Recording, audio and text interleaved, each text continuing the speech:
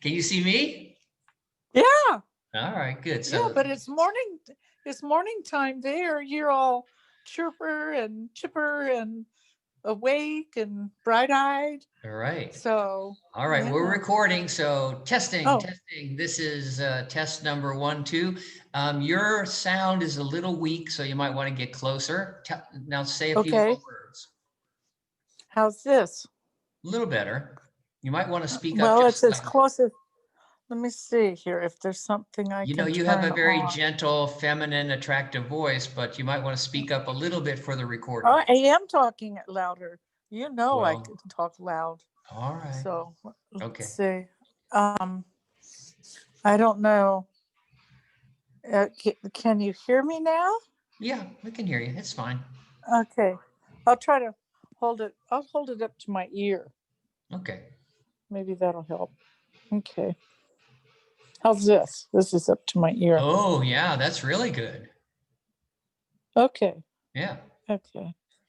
All right, so we're going to do Ah, this is a trial run, and the beginning, nothing is going to be recorded for publication, but we're talking mhm. about the beginning of the marketing plan for the book. And the marketing plan will include audio and maybe video, maybe podcasting, maybe links to things and your website and all kinds of things, YouTube videos where people can see a picture of you and listen to your stories about this. But so if I'm a newscaster, I would say, "Good morning, Ventura, California."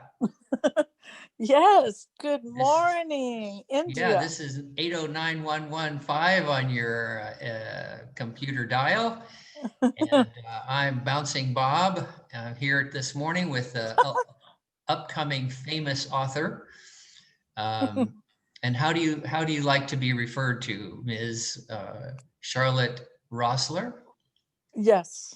All right, Charlotte well, Rossler. Miss Charlotte Rossler, and you're here interviewing on Bob in the morning and Charlotte in the night, and we're talking today about you and your memoir. I mean, what is a memoir, anyways, for Okay. our listeners?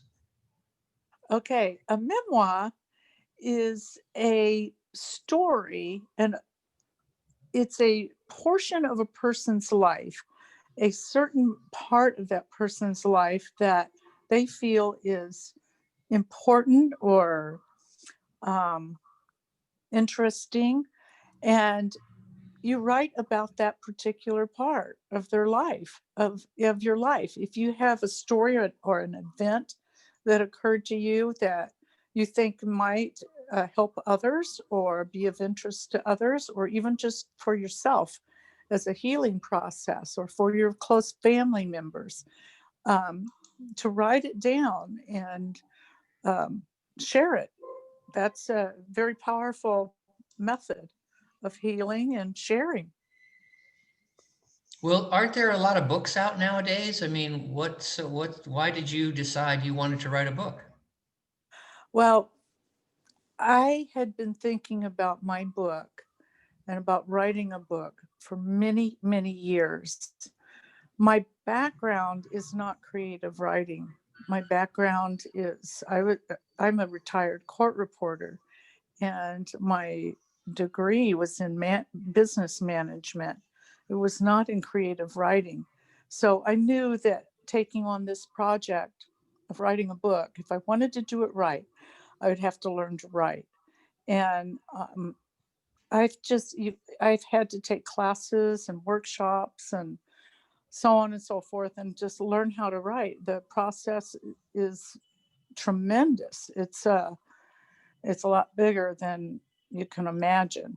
Anybody that's attempted to write a book knows that there's a lot more to it than just putting down some words. So I decided that it was important enough for me to write about my life before my life was over, and not about my life, but a certain period of time in my life. And I decided that in order to do it right, I had to learn to write. So it's been a long haul. It's taken me about 4 years to write my book. And my book is now with a professional editor in Seattle. And it's still in the process of polishing. But it was something that was inside me that I felt compelled to do for many years before I actually sat down and started doing the work. All right. Well, it's about you, but what's the book about? I mean, what about you? I understand from someone who knows you that you're a babe. Well, what it's about is it's about a young a young girl who grows into a woman in a man's world. Basically, that's it. She has to find her way and navigate her way in and around through obstacles in the world. Um, and she finds that everywhere she turns, every time she tries to step out of a predetermined box, she's put back in her place, so to speak. Whether it be with women being threatened by um, rape or violence or loss of a job or whatever it may be. There's ways that society, layers and layers of sexism in society that's not evident at first glance, but as you grow up, you learn. As a woman, as a young girl, you learn. And you learn either how to charm your way out of sticky situations or how to be subservient and live with it in the first place. I never got the message from my mother that there was limits, that I was limited. She didn't give me any direction, but she also didn't tell me that there was limits. I traveled by myself throughout Europe for 6 months in search of myself and in search of something and of fulfillment. And in Europe, in a nutshell, I ran into so many instances and circumstances as a young girl and young in the early 20s by myself, um, that I found very threatening, at times life threatening. And it's not so evident at first glance in American society, the oppression that women suffer through in their lives. But as you dig down, it's definitely there. And this was 50 years ago. And I look around the world today to see how much has changed in 50 years. A lot has changed, but a lot hasn't. There's still the glass ceiling is very evident. There's more female doctors than ever, more female lawyers than ever. We're not just taught to become nurses and legal secretaries.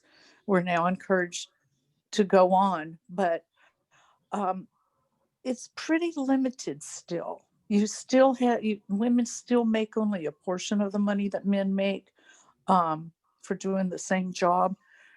Uh, Women that experience rape are still put in a position where they have to get on a witness stand and defend themselves for the way that they were dressed, or that they were in a bar by themselves drinking, or maybe they married the wrong man who is violent. And it's no wonder that women are reluctant to come out and report rapes, because they are the ones that are it's turned on them. They're the ones to be made to look like the one that caused it, because they stepped out of the box, out of the limits, out of line by dressing a certain way, an accepted way. And that's what the book's about. It's about testing those limits and what happens when you overstep those boundaries. When you describe the book, it reminds me a little bit of the popular author who just published, Rebecca Solnit. Would you say there's any Mhm. similarities? I would say that Rebecca Solnit, as well as many other female authors, all are, we all share the same mindset. it's a it's it is what it is. Yes, absolutely. I love excuse me. I love Rebecca Solnit. And I read I read a book by her, one that I really enjoyed. Gosh, what was the name of it? Men talk to me or something like that. I can't remember the Mansplaining? name of. Yes, yes, but yes, I read that one, and I read another one. It's been a while though, about a year since I read it, and then I read yes, I read several women's books, and Did it's you quite find some of interesting. their ideas inspirational for what you were writing, or what was your I feeling? found I found their what they were saying as absolute truth. I felt that they were voicing what so many of us, so many women already know and feel and live with every day.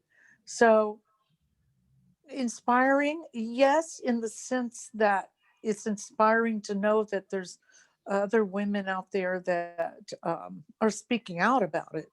Yes, absolutely. So you would say there's societal problems, not just individual men, but across the entire society. Oh, absolutely. Absolutely. It's a societal issue. And it has been always, it's been the here. We've got a long ways to go, and I'll be interested in seeing what happens. Uh, if I won't be around, but I would be very interested to find out how much has changed over the next 50 years. I know that the generations of women that are coming up today are expecting more and demanding more, and that's what they've got to do.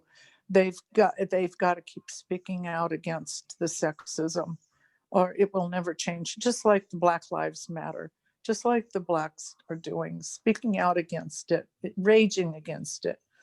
It's um, it's the only way that anything will ever get changed. So Well, we're getting close to the end of our hour here on Radio Bob 215 on your dial.